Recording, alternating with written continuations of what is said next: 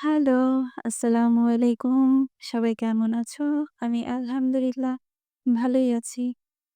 আজকে আবারও আরেকটা ছোট্ট মিনি ক্যানভাস প্যানেল নিয়ে চলে এসেছি। ছোট্ট একটা পেইন্টিং।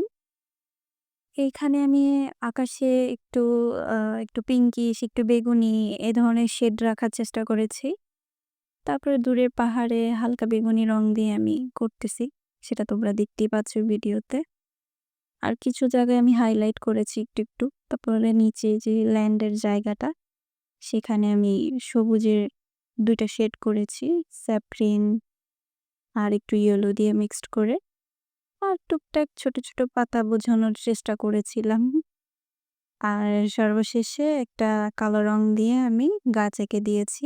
গাছটা খুব বেশি ডিটেইল কিছুই নাই। শুধু এক কালারের গাছ। তো আজকের ভিডিওটা কেমন লাগলো? সবাই আমাকে জানাবে।